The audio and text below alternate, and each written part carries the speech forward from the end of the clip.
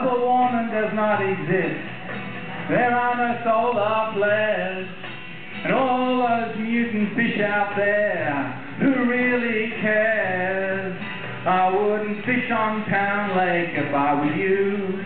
Even if they change the name to Ladybird, I wouldn't eat the fish if I were you. There's oil off Corpus Christi too, and the Gulf of Mexico will soon be inside of you.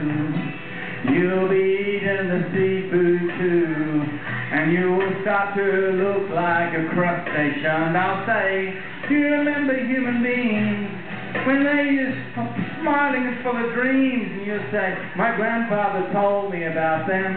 It's as old as trains and public stations, you see. These are dreams and memories ancestral. Get used to it. We're living in times that have become mutant, and people who've become like machines, and each of us resist the program. But what we're going to say to these monsters are dreams. We're going to say, I'm sorry, I got to leave here. I've got to get me to a coffee shop fast. I don't mean a Starbucks, no, I mean an independent franchise, if you can. Analyze your imagination. And they will say, well, what is your solution? And I will say, walk away from Armageddon. And then the idea of an apocalypse, well, it doesn't fill me with rapture, son. I'm making this my heaven. I'm living in South Austin. So all you mutant creatures out there, in your programmed world and iPods and iPads, often wonder what the corporate world wants you to think and believe. Don't worry, just keep consuming. Don't worry, just keep consuming.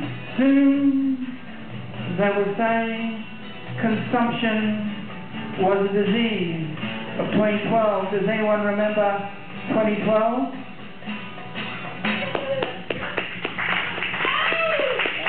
Yeah. Thank you, Brian. Thank you, Tommy. Thank you, Tom, Brian. Thank you, Jack. Nice, that reminds me of poetry karaoke. Yay! I remember that.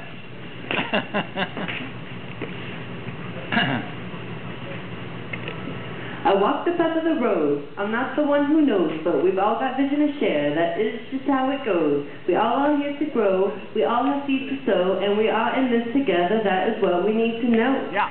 We are in the times, we're in the throes of our passion. There is ill-hearted fashion when our status is satiated.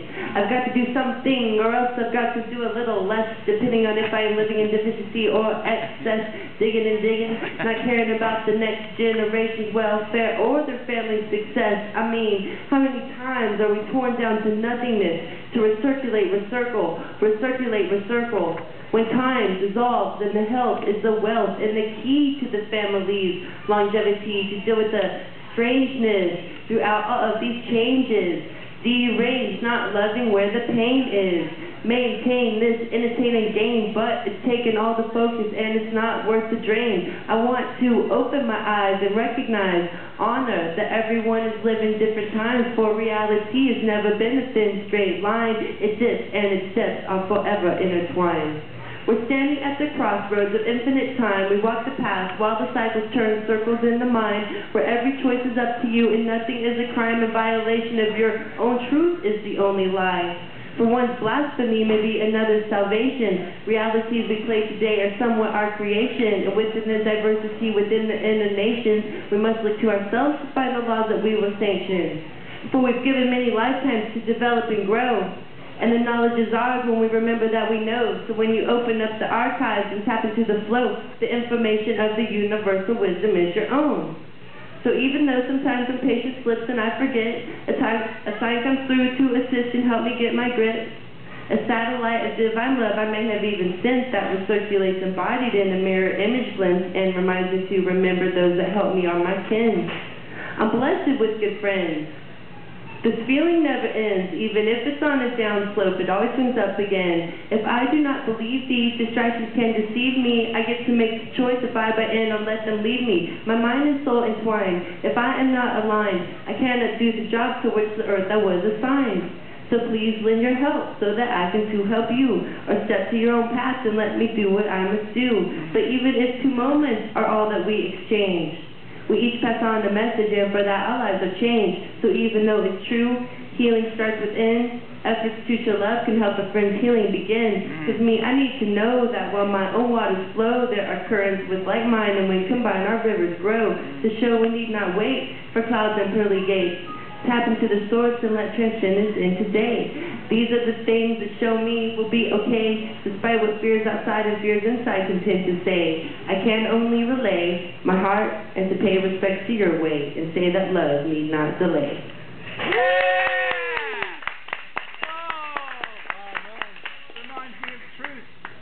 Reminds me of truth, beauty, harmony. Thank you, Mom. That was wonderful. Yeah.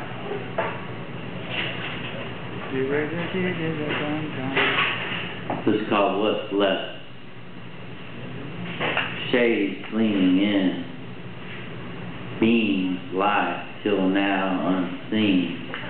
Dust particles dance, short stories, poems, art, all romance.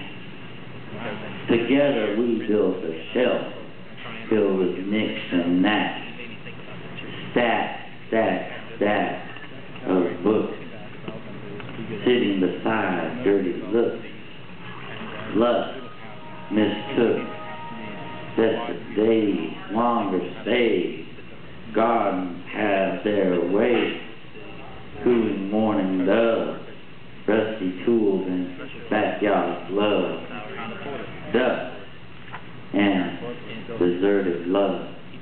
Thank you.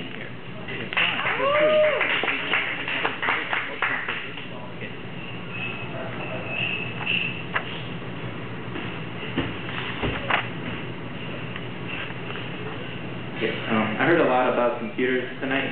Yeah. So I was thinking about it, and it just came to me. I'm calling it a Facebook of the future. Whoa, yeah. Okay. The brain is an emitter. The thoughts can be read. Your images can be recorded. Quantum computing, super fast computation, making certain computations of today that are impossible, very practical. Satellite sensors, tons of noise, listening to every electromagnetic spectrum on the planet, every sound, every peak. Too much noise for today's classical computers to filter. The quantum computer will filter that noise and be able to, in real time, distinguish the different sounds and emissions. And there will be published on the internet everyone's thought in real time. So right now we're all living public lives, basically post. But now in the future you won't have to post it. The second you think it, it'll be available to everybody, and they'll know it. And your thoughts will be known to the entire world in real time. And nothing will be private, not even your thoughts. We used to have a lot of privacy, but as the technology advances, we lose more and more and more privacy. And eventually to the point where our own thoughts won't even be private anymore. Yeah.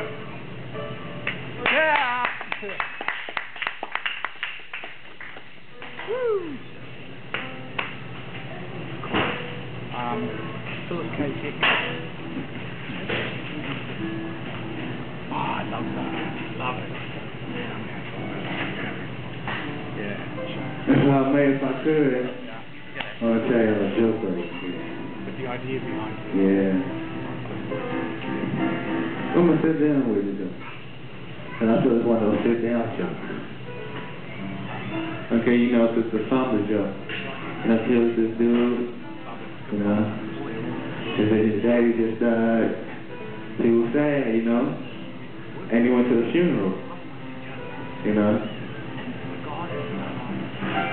And, you know, like, you know, in order to get over the sadness of the death, he decided to go make a commemoration to his pops, you know. But you know, this way in the backwoods, man. You know. And I'm going to a hardware store. And he walks past the mirror. And he says, man, That dude is just like my pop.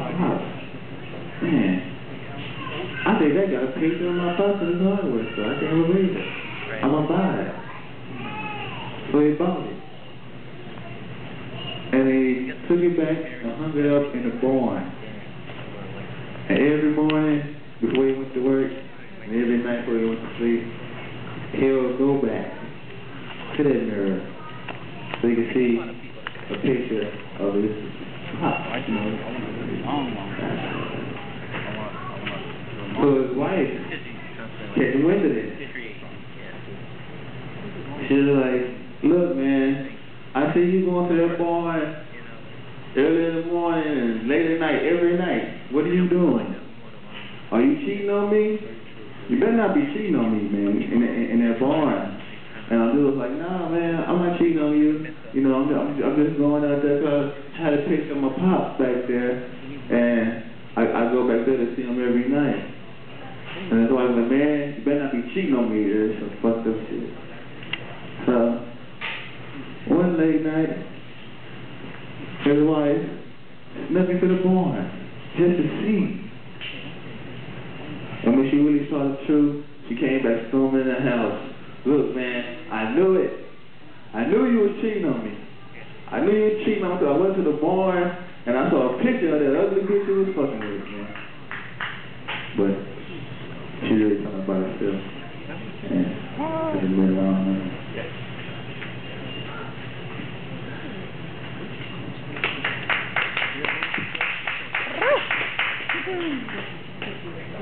Yay! Yay, your turn. Excellent. No, that's encouraging little one. I'm in this one. My observation of yesterday. Yes. I was driving and within Cannon, I saw Stinky the trash truck. Yeah. I saw something really interesting that made me think. The more trash we throw away, the more wildlife we create. Oh. That's what's on side of the truck. Yeah. Just my observation. That's a good observation. Yeah. Very good. Very good. You want some music? Yeah. All right. Two observations to that observation. Once upon a time we had a tree in front of our house, and the tree died. And we spent 3 days trying to recycle the tree. And then one day the Boston garbage truck, trash removal came, and we looked at the eye of the person in charge and thought, okay, this is a human being, we can talk to them. And they said, look, would you help us? And he didn't think twice. Wrapped the rope around the tree, he used the garbage truck to pull that tree out so we could recycle it and mulch it and start another tree. That's the first thing. The second thing is this. On the side of the truck you can always find the rainforest and a picture of the beauty that you think lives only inside of us. But if you look at the garbage trucks and you look at those plastic containers, they've got nothing to do with us. They're going to live forever. Immortal as plastic. If you think of the world of plastics we have lost to it, all the things that are sold to us in plastic will live forever inside of us. Well, those little pellets of plastic in the ocean, little suckers are seas of all the plastic bags from Austin. And when you drink in everything, you're drinking in the containers it seems. And pretty soon human beings will be made of plastic.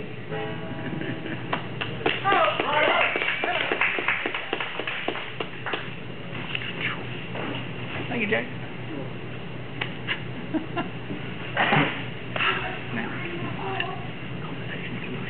This is called universal pride. I survived my breast cancer so I can get back to business. Not loving business. Not caring business. Thank God my cancer is gone. So I can spend my time kissing my boss's ass at his Long Island home. Not loving my kids. I'm in remission, thank the gods again. I can make my mission my employer's vision, striving for her financial freedom. Thank you. Woo, yeah. All right.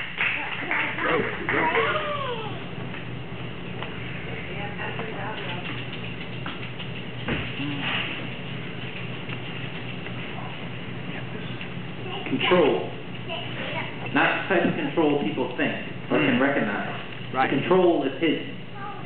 People think of control through fascism and oppression and tyranny, but this is control through manipulation. This is control through advertisement and ads, and drinking the fluoride. Oh, yeah. Closes the third eye, makes you less intuitive, makes you more docile. Has its origins back in Nazis. They were the ones that first started fluorinating the water. So I need to talk to your city council and tell them to, you know, get rid of the fluoride because it's just another form of control. Yeah. Jingle baby, mind control. Ready, Jack? Okay, let's do it. Okay. Now, follow up on that. Laura Presley ran for council on getting the fluoride out of the water, and she said, if fluoride is actually a medicine, why is it the same dose is given to the children as it is for old people? You don't do that with medicine, do you? And they said, oh, the amounts are minuscule. If it's minuscule, why are we paying so much to put so much in? And they said, oh, it doesn't affect. Well, if it doesn't affect people, why do you put it in? And they said, well, the effects are minimal. Well, why do we need fluoride? Bottom line is this. Water is a gift. And it was free as we were free once. And now, water's not wild anymore. I was on a canoe on the last wild river in America, the Alligator River in Arkansas. And I thought to myself, it's great to be on the last wild river in America. There's no dams at all. But then I looked on the surface of the wild river in Arkansas, and what did I see? I saw little bits of oil. I said, how come there's oil on the last wild river in Arkansas, America? And he said, people come here to the wilderness, and they're wearing suntan oil. And the suntan oil leaves their skin. And what happens, they leave it on the surface of things. And it ends up on the surface of the waters of the wild rivers of Arkansas. It's the last wild river of America. And ain't no wild no more. There's oil inside the water. Just like Gulf of Mexico and any old river that you care to know. So, stay wild and rushing and free. Let water be free.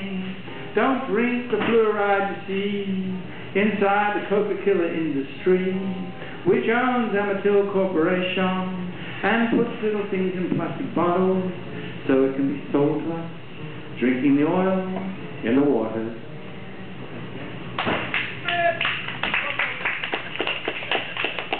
Thanks so much. Thank you so much. That's fine. It's called Hang in There, Jesus. Staple is to some form of maple, hung like the sun. Stand, strut, rock.